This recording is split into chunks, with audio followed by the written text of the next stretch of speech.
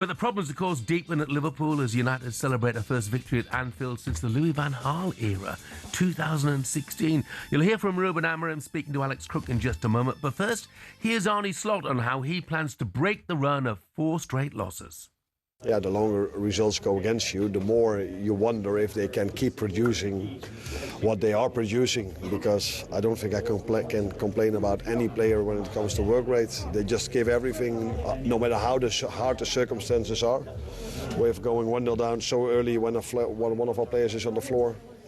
Yeah, so many things go against us at the moment, and then it's up to us to fight ourselves out of that. But as long as the mentality is as it is at the moment, I have all reason to believe that we are able to win football games again. You promised the fans at the end of last season that better days were coming.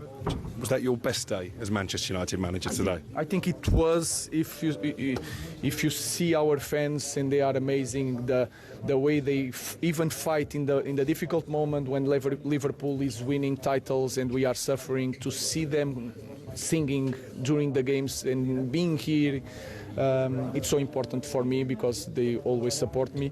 But the best I can do is to tell them to forget this game. This is in the past. Enjoy today, but tomorrow let's focus on Brighton.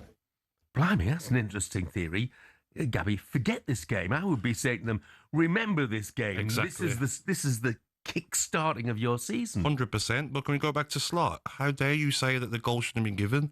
Van Dijk accidentally elbows McAllister. Play on. Play on. Yeah. I'll get it if it was like 3-4 minutes and he's still down and play's been carrying on. 100% goal. Yeah, and it's interesting that in the immediate aftermath yesterday of the defeat, speaking on TV, he said, that's not the reason we lost. Well, why bring it up afterwards then? Yes. Anyway. Definitely. Yeah, it was a difficult situation for the managers. Just seen his side beaten by their arch rivals and their 4th defeat in a row. Let's just remember, I know Liverpool fans will say it's Jurgen Klopp's team, but it was Arne Slot who was in charge when they won the title last year.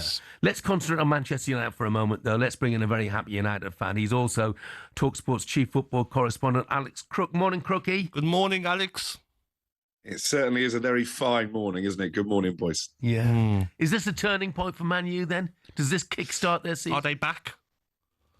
Listen, I'm not going to come out and say as the headphone falls out, they're back, because I've made that mistake before. There have been so many false dawns, haven't there, over the last decade or so since Sir Alex Ferguson retired. But it did feel like a statement victory for Ruben Amorim. The first time he's won back-to-back games as a Premier League manager. He's been in situ, of course, almost a year. First win, as you've said, Gabs, in the best part of a decade at Anfield.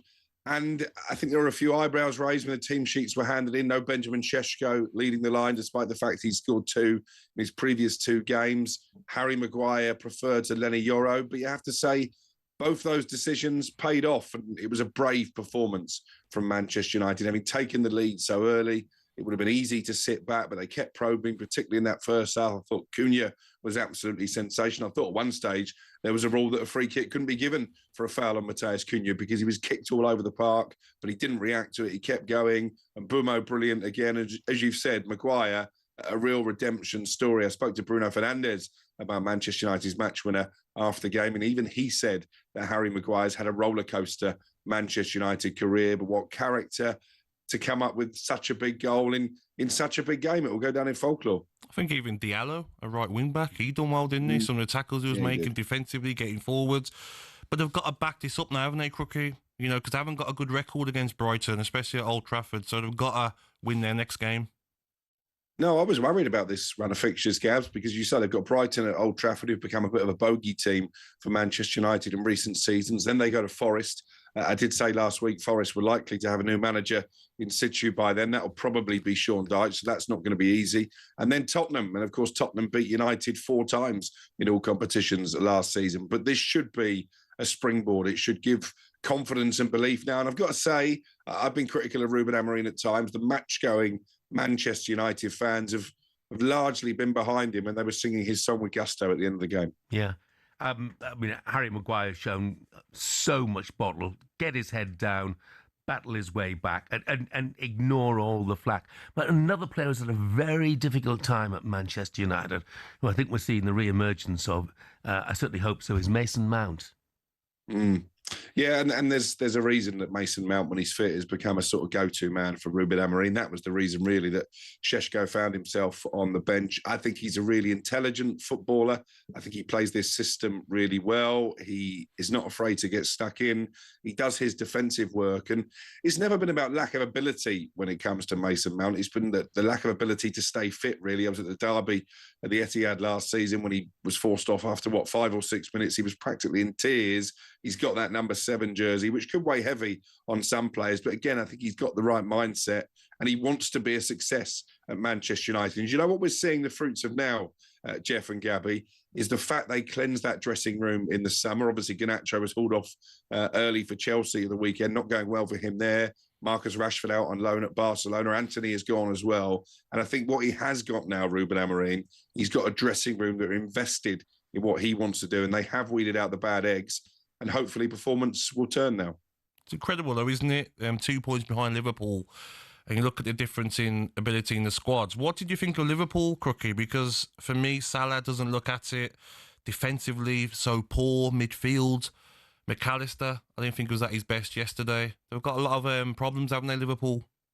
Yeah, they have. And it was funny, when we were previewing this game with Troy Deeney on our show on Friday morning, we were talking about some of the key battle areas. And I pinpointed Brian Mbeumo against Milos Kerkez, because Kerkez hasn't been the same player at Liverpool that he was at Bournemouth, and definitely Mbeumo came out on top in that battle. I think Virgil van Dijk all of a sudden is starting to look a little bit vulnerable. His partnership with Konate has not been anywhere near as effective this season as it was last. And you talk about Salah's form since the start of this season.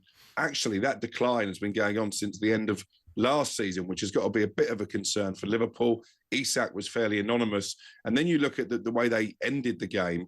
It was basically 4-2-4 at the end, and it left them so open on the counter-attack. I don't think it's unfair to say that Arne Slot at the moment is struggling to fit all of his new signings into the team. The one player I thought did do well, actually, and improve their performance was Florian Wirtz. He's obviously had a lot of flack. He still hasn't got a goal or an assist, but he basically did make their equalising goal. So that's one ray of light. But it's going to be difficult, isn't it? They're, 5 points behind Arsenal now.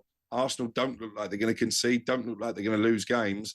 I don't think Liverpool have got much margin for error now in terms of holding on to the title. No. Despite all that attacking talent, Senny Lamens, who I thought was impressive, by the way, confident, in front of a big crowd, for such a young man. But he didn't actually have a great deal to do. So, Crookie, could Manchester United finish above Liverpool this season?